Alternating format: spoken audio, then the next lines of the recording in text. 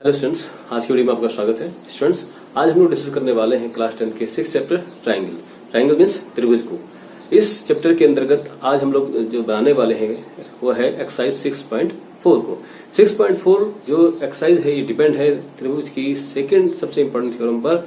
वह थ्योरम क्या कहती है कि दो समरूप त्रिभुजों के क्षेत्रफलों का अनुपात इनकी संगत भुजाओं के अनुपात के वर्ग के बराबर होता है।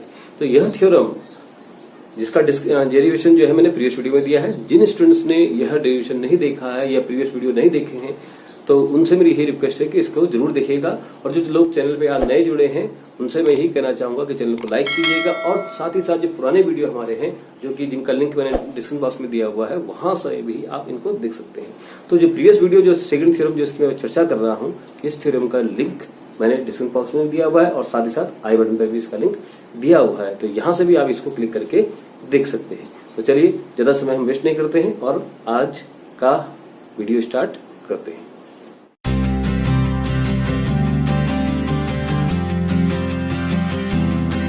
स्टूडेंट्स, आज की जो हमारी एक्सरसाइज है इसका जो फर्स्ट क्वेश्चन है वो क्या कहता है कि एक समलंब चतुर्भुज एबीसीडी हमारे पास है जिसमें एबी समांतर डीसी दिया हुआ है के विकर्ण परस्पर बिंदु ओ पर प्रतिच्छेद करते हैं और यदि AB = 2CD हो तो त्रिभुज AOB और त्रिभुज COD के क्षेत्रफलों का अनुपात ज्ञात करने को कहा जा रहा है।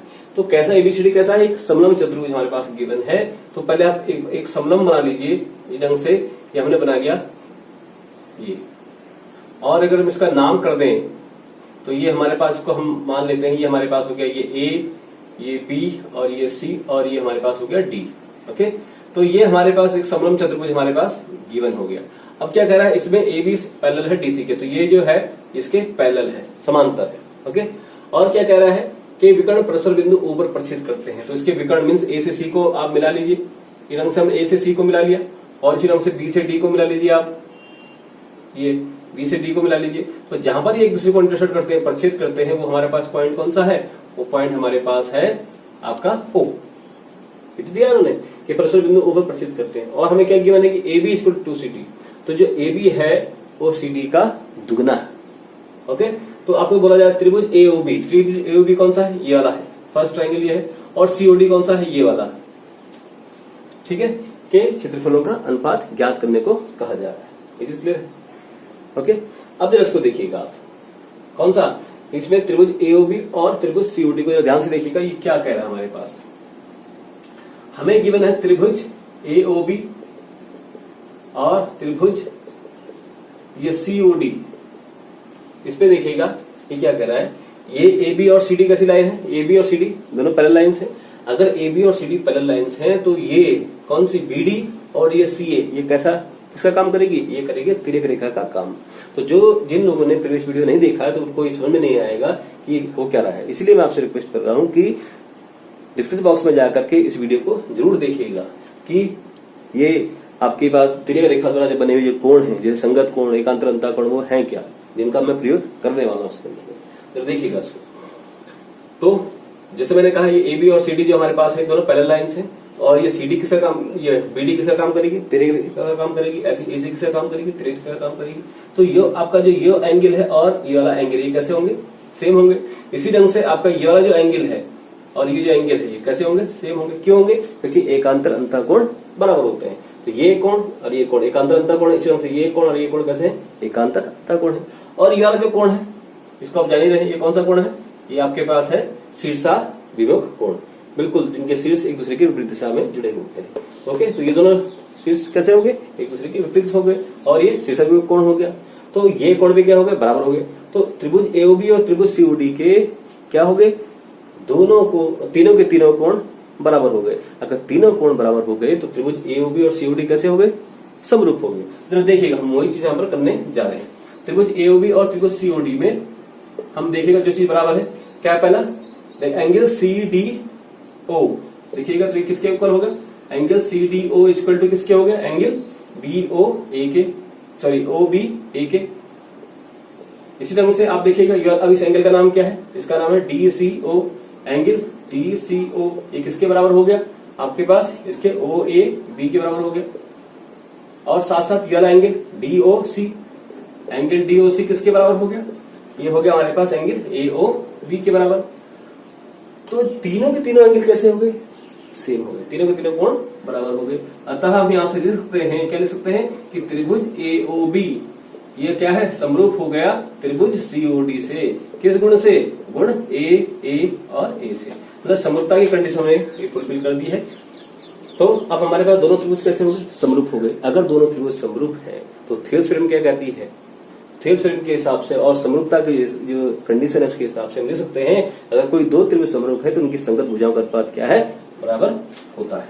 तो मैं यहां से लिख सकता हूं, तो क्योंकि हमारे पास हो गया त्रिभुज AOB और COD समरूप हो गए, अतः मैं यहां से लिख सकता हूं क्या कि त्रिभुज AOB और किसका रेशियो पूछ रहा है? AOB और COD का क्षेत्रफल। तो त्रिभुज AOB और त्रिभुज COD में मैं क्या लिख सकता हूं? इसमें मैं लिख सकता हूं कि त्रिभुज AOB का क्षेत्रफल बराबर बटे, ये अनुपात की बात हो रही, त्रिभुज COD का क्षेत्रफल ये किसकी? इनकी संगत भुजाओं के अनुपात के वर्ग के बराबर होगा। तो देखिए AOB का इस साइड के पैरेलल कौन सा है? इस साइड के संगत कौन सी है? भुजा है AB की संगत, वो हमारे पास है CD, इनका होल स्क्वायर हो जाएगा। संगत भुजाओं का अनुपात बराबर होना चाहिए, तो ये इसके बराबर हो गया। तो हमें यही पूछा जा रहा है कि इनके क्षेत्रफल का अनुपात क्या कीजिए, तो हमने इसका दे दिया। अच्छा, हमने AB और CD ही क्यों लिया? क्योंकि हमें AB और CD का रिलेशन गिवन है, हमने और नहीं लिया है। और कौन सा मैंने OA-OB नहीं लिया है।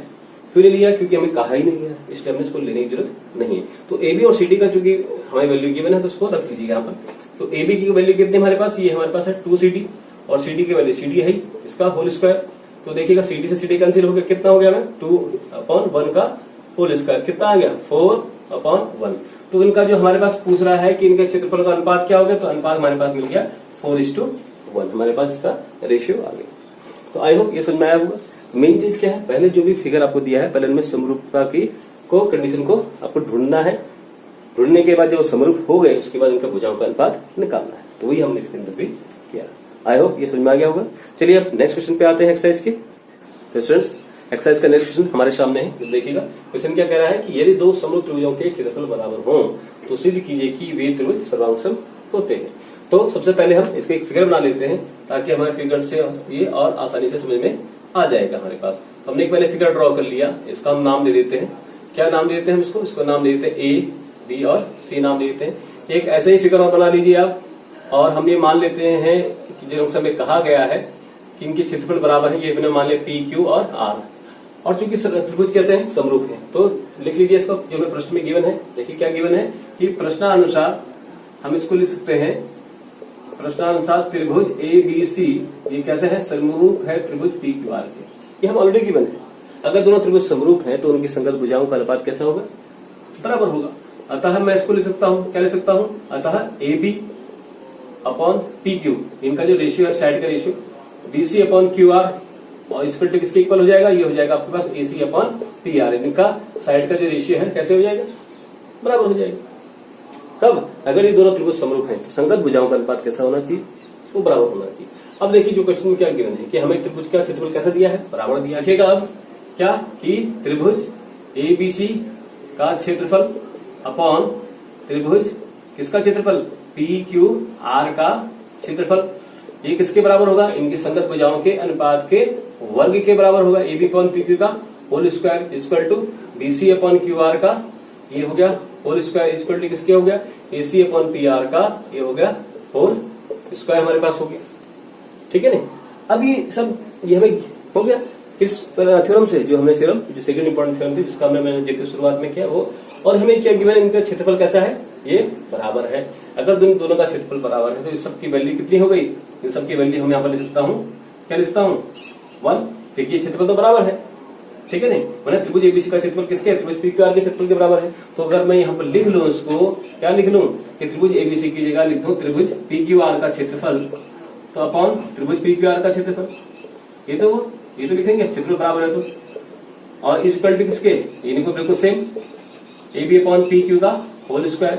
ऐसे इसको BC/QR का होल स्क्वायर इक्वल टू किसका? AC/PR का, ये हो गया होल स्क्वायर। ये सब वैल्यू कितनी आ जाएगी? अगर मैं इनको करूं तो इसे कैंसिल होकर कितना आया? 1। तो इक्वल टू मैं यहाँ पर लिख सकता हूँ, ये किसके आ गया? इक्वल 1 के इक्वल आ गया। ठीक है नहीं? तो इसको चलो मैंने यहाँ लिख देते हैं। तो 1 इक्वल टू किसका हो गया? AB/PQ का होल स्क्वायर इक्वल टू क्या होगा, बीसी अपॉन क्यू आर का, ये हो गया हमारे पास होल स्क्वायर, ये और ये कितना हो गया, एसी अपॉन पी आर का, ये हमारे पास हो गया होल स्क्वायर।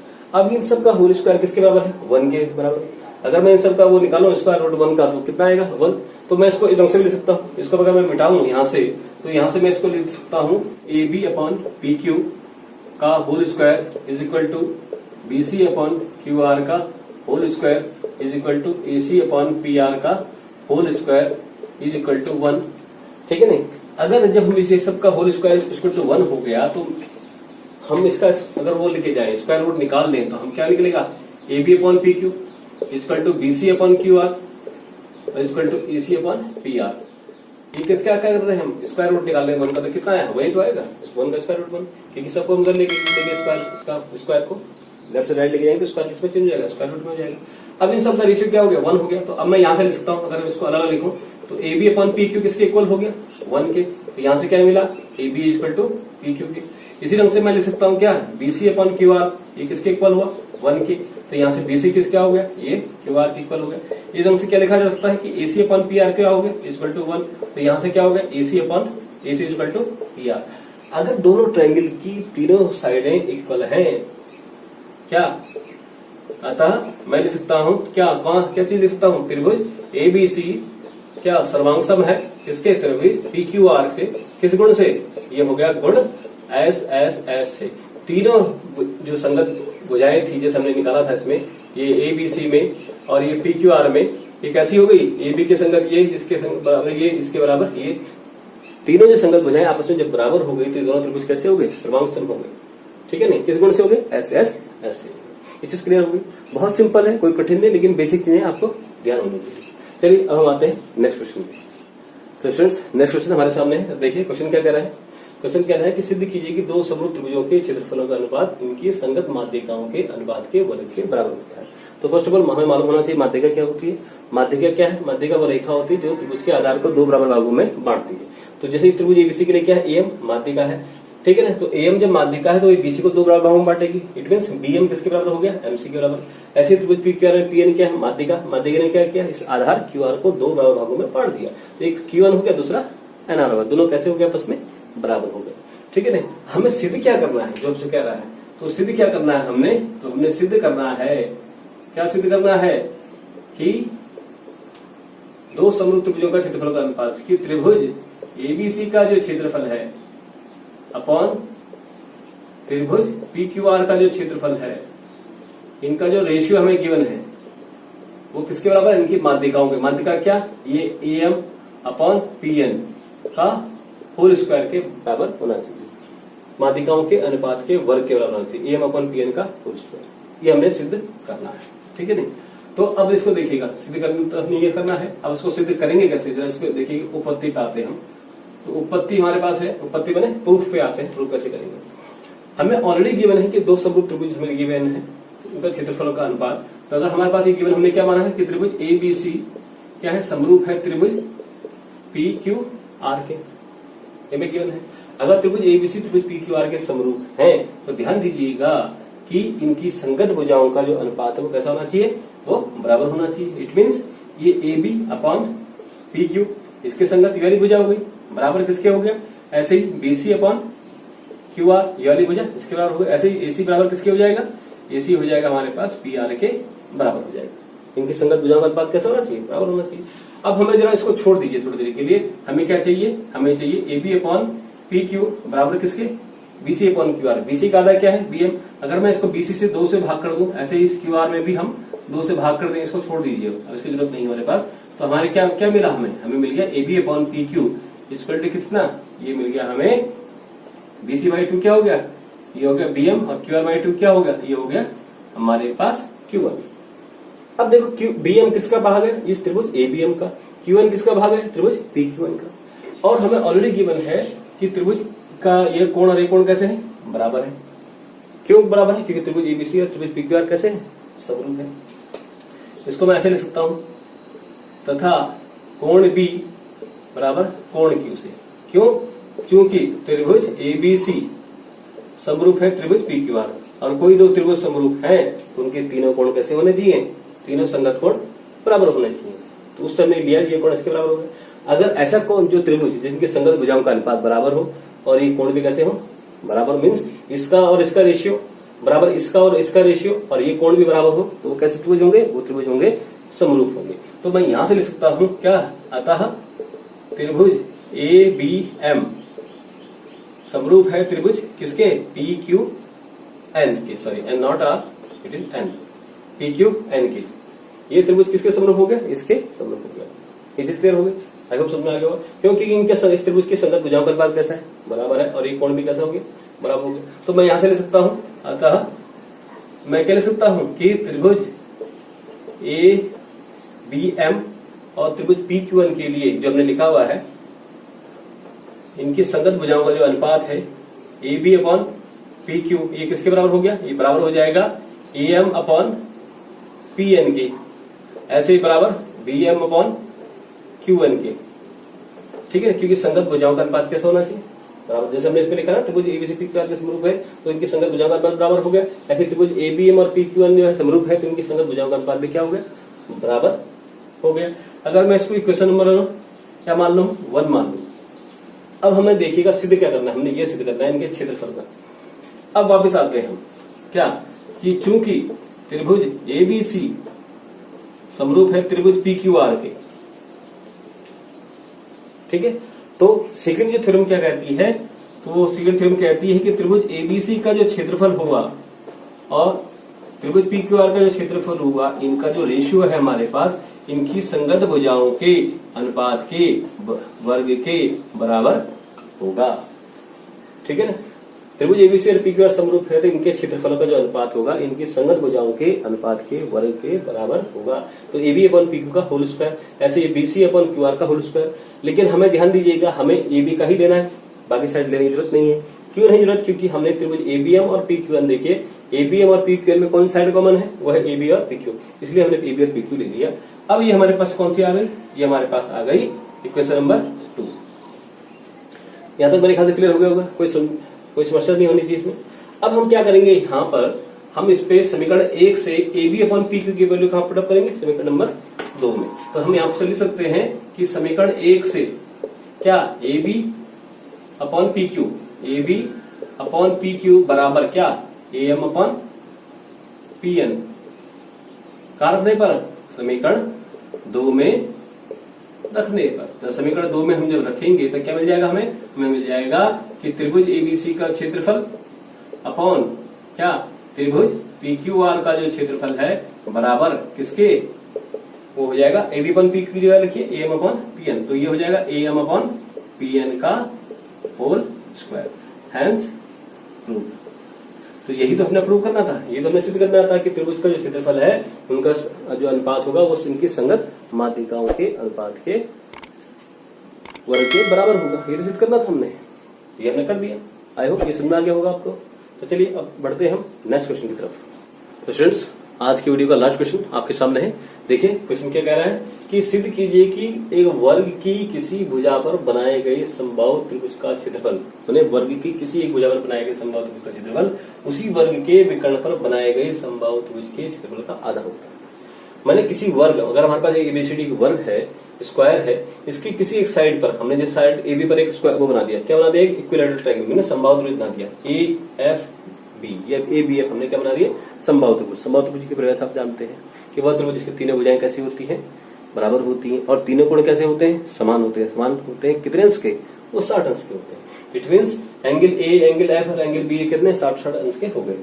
अब ये क्या कह रहा है कि त्रिभुज के वर्ग की एक भुजा पर बनाए गए समबाहु त्रिभुज का जो क्षेत्रफल है, उसके विकर्ण पर, विकर्ण क्या है इसका, BD, डायगोनल क्या है उसका, BD डायगोनल हो गया, पर बनाए गए त्रिभुज के क्षेत्रफल का आधा होता है। इस पर भी जो हमने डायगोनल पर जो हमने समबाहु त्रिभुज बनाया, इसकी साइड तो अलग अलग होंगी, लेकिन है तो क्या, समबाहु त्रिभुज ही। और समबाहु त्रिभुज ये भी है और समबाहु त्रिभुज ये भी है। तो जब दोनों समबाहु त्रिभुज हैं, तो दोनों के जो एंगल कितने अंश के होंगे, कितने डिग्री के होंगे, होंगे 60 अंश के। इट मीन्स जब तीनों एंगल, दोनों त्रिभुजों के तीनों एंगल सेम हैं, तो दोनों त्रिभुज कैसे हो गए, वो समरूप हो गए। ये चीज क्लियर हो गई। माने त्रिभुज AFB और त्रिभुज BDE ये कैसे हैं, एक समरूप त्रिभुज है। क्यों है, क्योंकि दोनों के एंगल कैसे हैं, सेम है, ठीक है। अब हमने सिद्ध क्या करना है, ध्यान दीजिएगा, हमने जो सिद्ध करना है, तो देखिएगा तो देखिएगा हमने सिद्ध क्या करना है, तो हमने सिद्ध करना है कि त्रिभुज ABF का जो क्षेत्रफल है वो बराबर है किसके, इसके विकर्ण पर जो बने त्रिभुज का क्षेत्रफल का आधा होता है। विकर्ण पे क्या है, वो है BDE का क्षेत्रफल। ये हमने सिद्ध करना है कि त्रिभुज AB का क्षेत्रफल है, विकर्ण पर बने त्रिभुज के मतलब त्रिभुज BD के क्षेत्रफल का क्या है, आधा होता है। ये हमने सिद्ध करना है। अब इसको देखिएगा, हम इसकी क्या कर लेते हैं, इसकी उत्पत्ति कर लेते हैं, माने इसका प्रूफ को हम कर लेते हैं। तो फर्स्ट ऑफ ऑल हमें मालूम होना चाहिए, जब समबाहु त्रिभुज की हम बात कर रहे हैं तो समबाहु त्रिभुज का जो क्षेत्रफल होता क्या है, इसका सूत्र हमें मालूम होना चाहिए। तो समबाहु त्रिभुज का क्षेत्रफल होता है √3/4 भुजा का वर्ग। ये चीज क्लियर हो गई।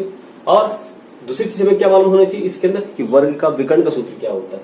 तो हम मैं यहाँ पर दोनों सूत्र लिख देता हूँ, उसको आप याद भी रख लीजिएगा।